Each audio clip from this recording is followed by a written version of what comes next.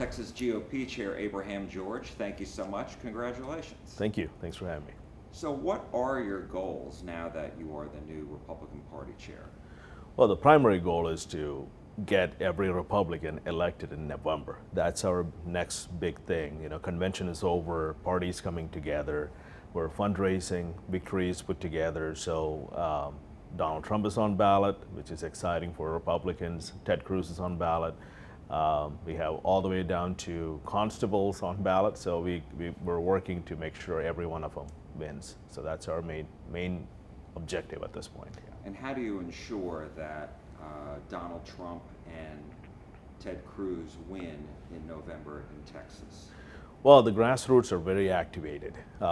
People are upset with the amount of money they have to spend at the grocery stores. They have to worry about $3 gasoline prices these days.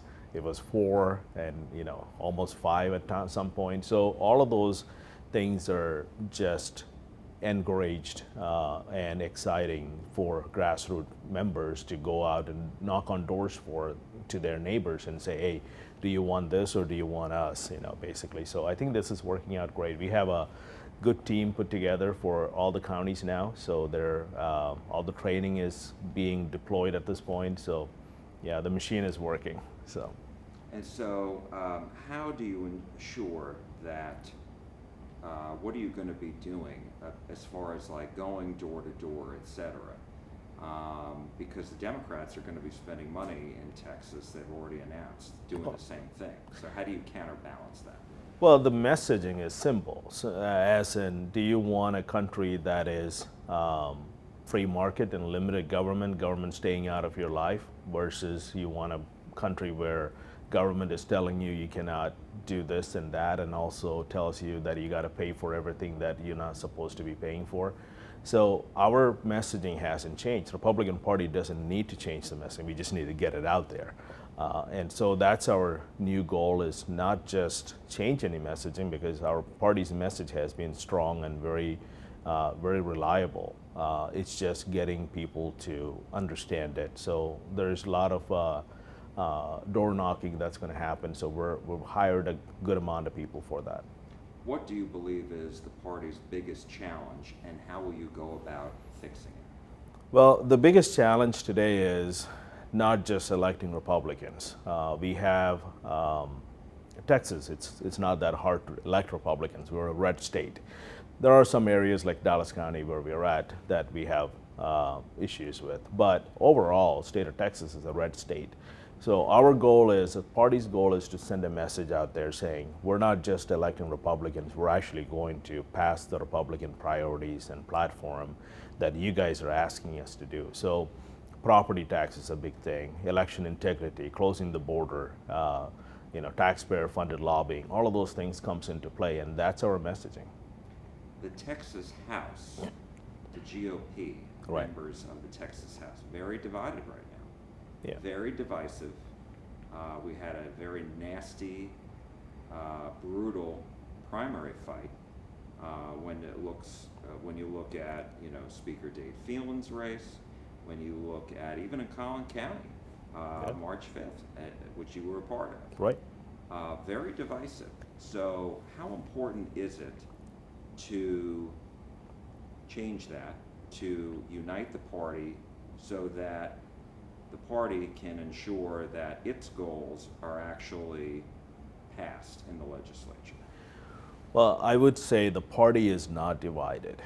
The House different members are. House members are. Right. Yeah. So this is Even 86. conservatives. Right. Among 86 conservatives. people, which is what we have, and we're thinking we're going to have 88 members this time around. So among those 88 members, there is some division, and it's based on who's going to be the speaker. It's based on do we want Democrats as committee chairs, things like that. It's not based on do we want free market society or limited government. They all agree on that. The grassroots members, an average American, average Texan, is not really bothered about all of those stuff. They're worried about gas prices. They're worried about grocery store issues, pricing up there. So they're worried about unemployment, things like that. So it comes down to the party's goals, as in closing the border is the number one priority for us this time. So bringing 86 members is not hard to do, and the party will, and these are politicians in a way, so they understand, okay, primaries are always brutal, but once the primaries are over, we're on the same team. All of the nominees know that we will work our back off to make sure they win. So there is no confusion on our side where the party is going to stand with our representatives. We will. And what about Dave Phelan? He, as you know, says he's going to run for speaker again. He believes he's going to win. Yeah. And so how do you see that playing out? And will you support him? Well, there's 46 members of the House members, Republicans, who said we will not support a speaker who is going to put Democrats in the committee chairs. Today, Tom Oliverson, one of the candidates who's running against Dave Phelan, looked at, if you look at his tweet, then he says, yeah, we like to do some of these things because other groups are bringing in, like similar to what's contract with Texas. You probably are aware of that. And Tom Oliverson said, I'd like to work on the party's priorities, which includes no Democrat chairs. So it's not about Dave Phelan or Tom or another person who's running, or it could be a bunch of people going to show up and we got 5 months to do it. It's about where are we going to stand as far as the no Democrat chairs, where are we going to stand as the priorities in our platform. If that person actually going to do all of that, it doesn't matter who the nominee is. We can get behind that person. It's not a personality issue. It's just our principles is what we're worried about. Have you had a chance to speak with Dave Phelan? No, I have not. Do you plan on it? Yes, yeah. We haven't quite there. We're not there yet, yeah. And I mean, do you think that he will stick by his past assertions to have Democratic committee chairs? He hasn't said that out yet, so we don't know. We are hoping that he wouldn't, because it's also going to create a lot of animosity between the two chambers, and also with governor's office. So we don't want to have that. We don't want to have a problem with the Attorney General's office and other statewide elected officials either. So I think he will definitely work with the party and the other statewide. Why is it important to you that only Republicans serve as committee chairs? It's a natural ask that the Republican Party is in power, and we ask that Republicans get to put on the committee chairs. It also means that we don't want Democrats to kill any of our priorities or our bills. Committee chairmanships are powerful positions in Texas House, so we don't want a committee chair or committee chairs killing any of our priorities. That's a major issue for us. And another one of your priorities is to close the Republican primary. Yes. How would that work, and why is it important? Well, today it's an open primary state, so a Democrat can come and cast a ballot in the Republican primary or vice versa. We believe the Republican Party have the right to ask only Republicans choose our candidate for the November election. And I don't think it's too much to ask that only Republicans choose the Republican nominee. And it's like asking someone else, Cowboys team to pick the linebacker for Eagles. You can't do that. That's not how this played. So we want to close the primaries. The convention already made that decision. So my job is to go execute that. We're looking forward to working with the legislator to do that. If not, we will go to the court and get that done. Do you anticipate legal challenges? I think it's going to happen either way. Even if the legislator do it, I'm sure Democrats are going to challenge it because they like to choose our nominees. So, another one of the priorities is if no one can run as a Republican if the Texas GOP censors them, right? Isn't that ripe for abuse if there's, personal animosity? What do you make of that? You're talking about ballot access, and it's not as simple as one censure, because the Republican Party in state level doesn't censure someone just because they are upset with someone. It takes a lot to get to a censorship. There's only two people who got censured in the last term, which is one is Dade Phelan and one is Tony Gonzalez.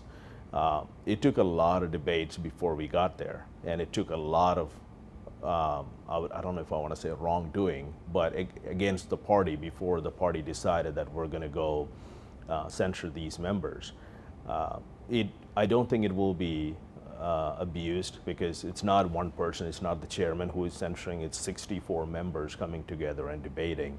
And ballot access is another thing on top of that. So it's not an automatic denial of ballot access. It is one option, one of the options. If it's so outrageous that their action against the party is so bad, then they should run as a Democrat or as an independent.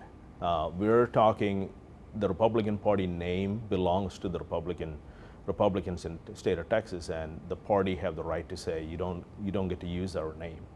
And just getting back to how this would all work, I mean, is this something where people are going to have to register, when they register to vote, they have to register as a Republican? That's the idea. We don't have the logistics laid out yet. That's something that we have a committee coming together, so they're going to work on that, and they will work with the legislators as well. Talk a little bit about raising money. How are you going to be going out and doing that? Because there's been a lot of back and forth as to the financial condition of the state party. Right. The financial condition as of today is actually really strong. Matt Rinaldi, my predecessor, the former chairman, he left the party with about $3 million in cash. And that's not normal. We haven't had that in a while. So he didn't leave the party bankrupt. He left it at a really good start, which is a great thing for me. And so far, I'm raising funds almost every day. We're meeting with donors, small and big, and we have 2 new programs, a grassroots program and another program that we're launching. We'd like to have as many people involved in fundraising and bringing money in. So we always have big donors. They will come in with a good amount of money when we need it. We can always have that as a backup, but we would like to get the grassroots members activated to be one of the major part of the fundraising. Who have you heard from since winning? A lot of elected officials, a lot of grassroots members. I don't want to name drop any, mainly because Governor Abbott? Yes, we've heard from him. We've heard from almost every statewide officials. Yes. Lieutenant Governor, yeah. Senator, both senators? Both senators, yes. We met with both of them at the convention, and we have victory plans coming together, things like that, yeah. And how do you respond to Democrats who talk about the border and say, look, the Republicans opposed this bipartisan legislation that was developed in the U.S. Senate, obviously didn't go anywhere. Right. So what's your argument back to them when they criticize the Republicans, saying Republicans are not interested in solving it, they just want to run on it? Well, it's a sham bill. It really wasn't anything that's useful. It was legalizing illegal immigration, is basically. I'm not against immigration. I am an immigrant by myself. I was born and raised in a different country, came here. So I came here the right way. And I believe in immigration, but do it the right way. Go through the background process and do it right. Can we have an immigration reform? Probably. It's a good idea to do that. But at the same time, Republicans are not against immigration. We just are against an open border that violates our sovereignty. And in Texas, we have fentanyl crisis, as you know, you report many of that.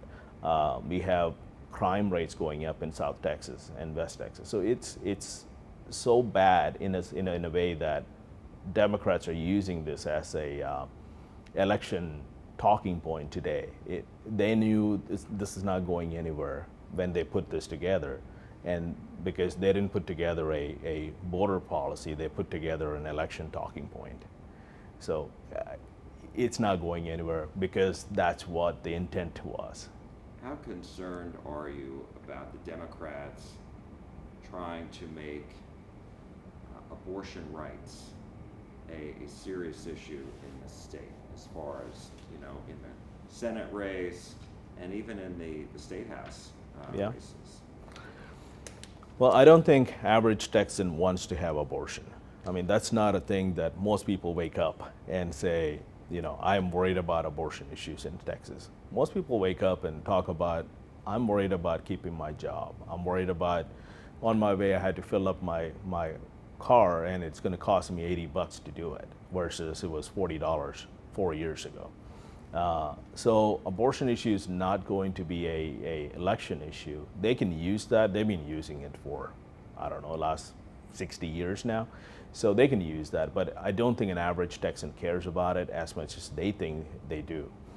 We've done so many studies on this issue, and most people care that we don't have abortion. Most people believe that we don't need to have abortion as an option. They believe that we need to worry about providing more care for people who get pregnant, and they care about pregnancy centers, and they care about resources for that. But they don't care about, let's go murder a baby. So that's not a talking point for election.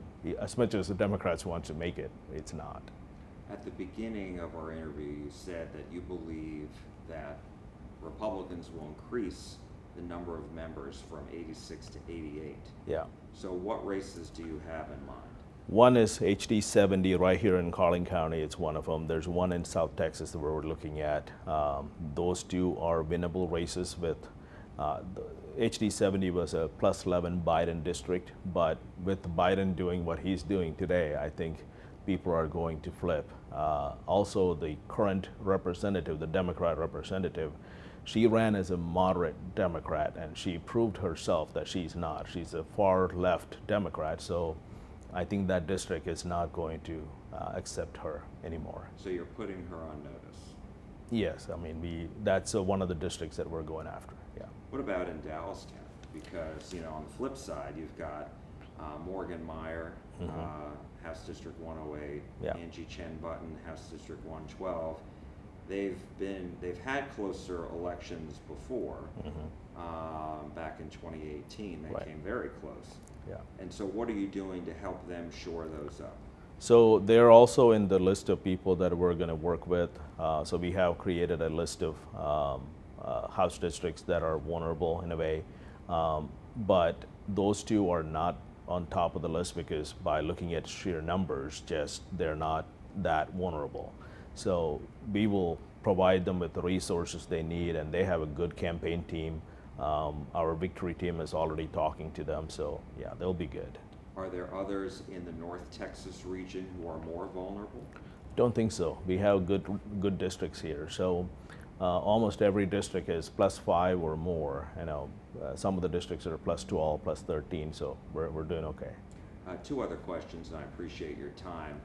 What do you make of this situation that we've seen unfold in the last month or so about, whether it was the former chair Matt Rinaldi's actual ballot that was released to the public, and it was just last week in which the Secretary of State and the Attorney General came out and said, look, the counties, you cannot, any of that information that comes out cannot have any personal identifiable information on there. What do you make of the fact that we're even in this situation?